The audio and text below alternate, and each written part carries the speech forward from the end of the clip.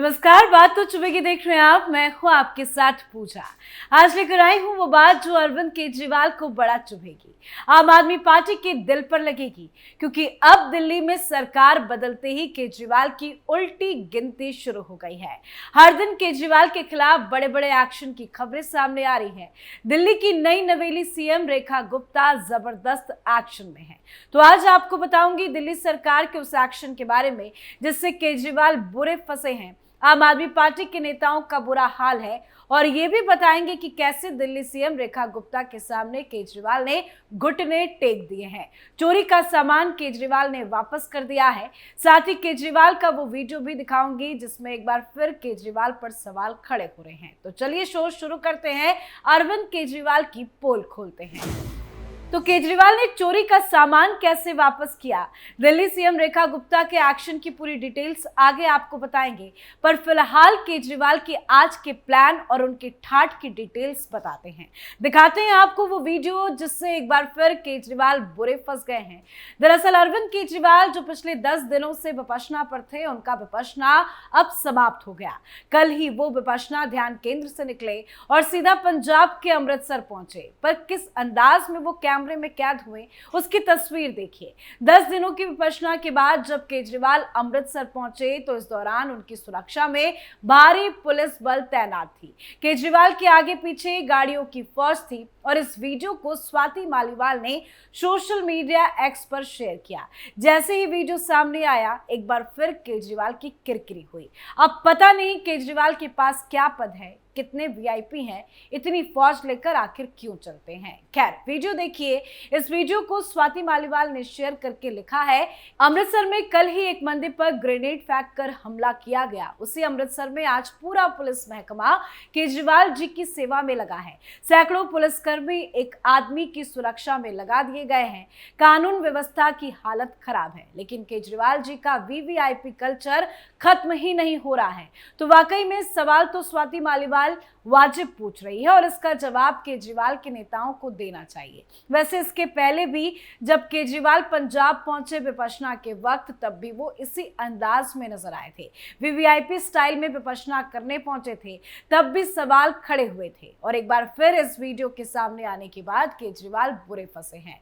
वैसे आज केजरीवाल का और ठाट बाट नजर आने वाला है। दरअसल आज पंजाब सरकार के 3 साल पूरे भी हुए हैं। पंजाब सरकार के 3 साल पूरा होने पर आप संयोजक और दिल्ली के पूर्व मुख्यमंत्री अरविंद केजरीवाल और मुख्यमंत्री भगवत मान स्वर्ण मंदिर अमृतसर जाएंगे, मत्था टेकेंगे।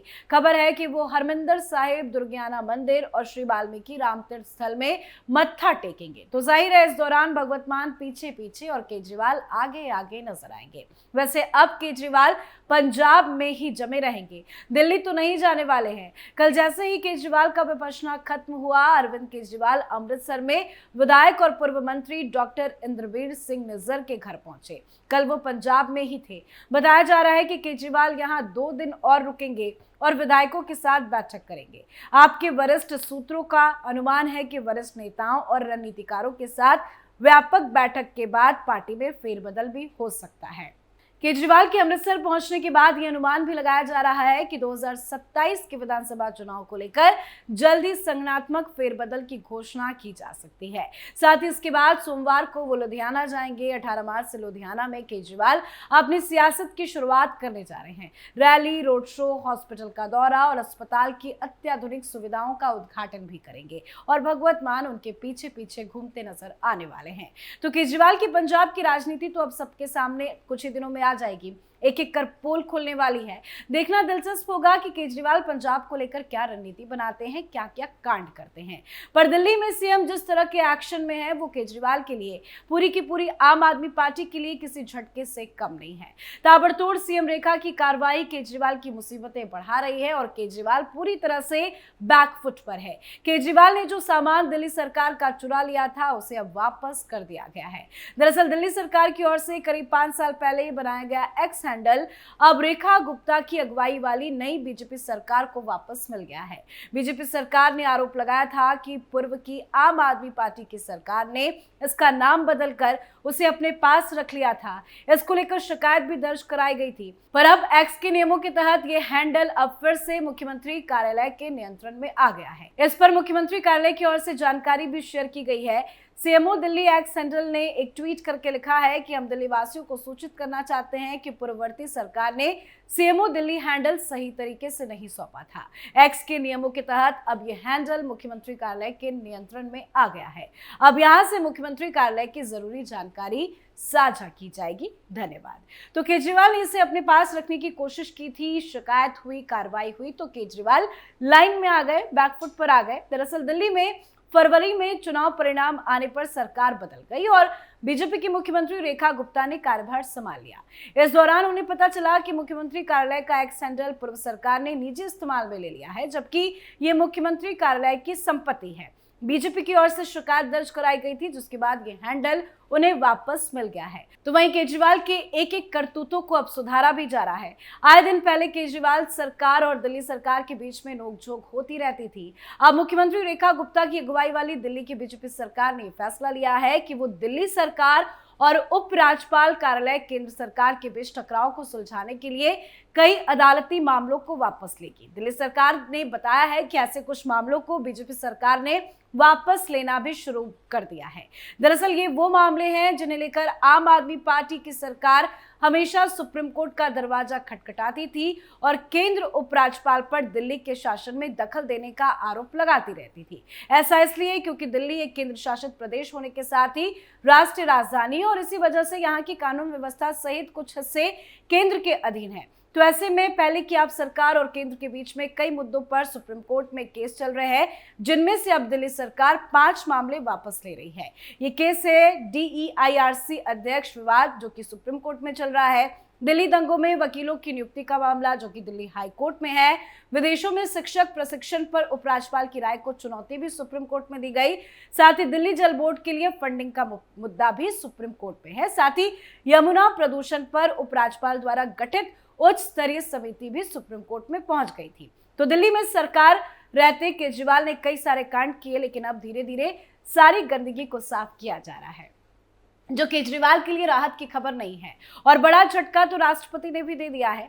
दिल्ली की आम आदमी पार्टी के 2 वरिष्ठ नेता मनीष सिसोदिया और सत्येंद्र जैन की मुश्किलें लगातार बढ़ती नजर आ रही है। राष्ट्रपति द्रौपदी मुर्मू ने 2000 करोड़ रुपए के क्लासरूम घोटाले की जांच के लिए एंटी करप्शन ब्यूरो यानी कि ACB को भ्रष्टाचार निवारण कानून की धारा 17A के तहत औपचारिक जांच शुरू करने की अनुमति दे दी है। ये मामला उस समय का है जब मनीष सिसोदिया दिल्ली के शिक्षा मंत्री और सत्येंद्र जैन लोक निर्माण विभाग यानी कि PWD के मंत्री थे। ये विवाद दिल्ली के सरकारी स्कूलों में 2400 से अधिक क्लासरूम के निर्माण में हुई कथित अनियमितताओं से जुड़ा है। सेंट्रल विजिलेंस कमीशन यानी कि CVC ने 17 फरवरी 2020 को अपनी रिपोर्ट में इन निर्माण कार्यों में गड़बड़ी की ओर इशारा किया था। रिपोर्ट के अनुसार निर्माण कार्यों में लागत अत्यधिक बढ़ाई गई और नियमों का उल्लंघन किया गया। 2022 में दिल्ली सरकार के सतर्कता विभाग ने इस मामले की जांच की सिफारिश की और अपनी रिपोर्ट मुख्य सचिव को सौंप दी थी। इसके बाद अब राष्ट्रपति द्वारा मंजूरी दिए जाने के बाद ACB इस मामले की गहराई से जांच करेगी। राष्ट्रपति की मंजूरी के बाद ACB अब दस्तावेजों की जांच, संबंधित अधिकारियों से पूछताछ और टेंडर प्रक्रिया की विस्तृत समीक्षा कर सकती है। इस मामले में मनीष सिसोदिया और सत्येंद्र जैन से पूछताछ भी हो सकती है। इस जांच के चलते दिल्ली की राजनीति में हलचल मच गई है। आम आदमी पार्टी ने इसे राजनीतिक साजिश करार दिया है, जबकि विपक्षी दलों ने सरकार पर भ्रष्टाचार के आरोप लगाए हैं। अब देखना ये होगा कि जांच में क्या कुछ खुलासे होते हैं और उसका असर दिल्ली की राजनीति पर किस तरह से पड़ता है। पर एक बात तो बिल्कुल साफ है कि आने वाला वक्त अरविंद केजरीवाल के लिए बहुत मुश्किल भरा हो सकता है, क्योंकि घोटाले एक नहीं है, कई सारे हैं। और साथ ही बहुत जल्द दिल्ली का बजट सत्र भी शुरू होने वाला है और बताया ये जा रहा है कि दिल्ली के इसी बजट सत्र में पेंडिंग कैग की रिपोर्ट भी पेश की जाएगी। अब तक 2 कैग रिपोर्ट सामने आ चुकी है और बताया ये जा रहा है कि इस बजट सत्र में बीजेपी की सरकार और बड़ा धमाका करेगी, यानी कि केजरीवाल के भ्रष्टाचार की एक-एक पोल बीजेपी की सरकार खोलेगी। और जैसे जैसे अरविंद केजरीवाल की सरकार में रहते हुए जिस तरह के घोटाले किए गए उसको लेकर एक्शन भी तेजी से किया जा रहा है। कुल मिलाकर केजरीवाल तो अब दिल्ली की राजनीति छोड़ पंजाब में शिफ्ट होने की पूरी प्लानिंग कर रहे हैं, लगातार बैठकें कर रहे हैं, मीटिंग कर रहे हैं और पंजाब में अपने आप को जमाने की कोशिश कर रहे हैं। लेकिन दिल्ली में जिस तरह से ताबड़तोड़ जांच एजेंसियां एक्शन में है, एक्शन लिया जा रहा है, वो एक्शन आने वाले दिनों में अरविंद केजरीवाल के लिए किसी चुनौती से कम नहीं है। हालांकि आज अरविंद केजरीवाल पंजाब के अमृतसर में नजर आएंगे, उनके साथ फौज भी नजर आएगी। देखना दिलचस्प होगा कि आने वाले दिनों में अरविंद केजरीवाल पंजाब को लेकर क्या कुछ नया पैंतरा अपनाते हैं। बताया जा रहा है कि 18 मार्च को अरविंद केजरीवाल एक बड़ी रैली को संबोधित करेंगे, तो ऐसे में उनका ये भाषण भी काफी ज्यादा दिलचस्प होने जा रहा है, क्योंकि देखना ये खास होगा कि दिल्ली की हार के बाद पहली बार जब केजरीवाल सार्वजनिक किसी मंच में नजर आएंगे तो क्या कुछ बोलते हैं, कैसे बीजेपी की सरकार को घेरते हैं। लेकिन जब वो खुद गिर गए हैं तो दूसरों को क्या घेर पाएंगे, और ये बात आम आदमी पार्टी को बड़ा चुभ रही है। आप अपनी राय कमेंट्स कर लिखिए। देखते रहिए कैपिटल टीवी। नमस्कार।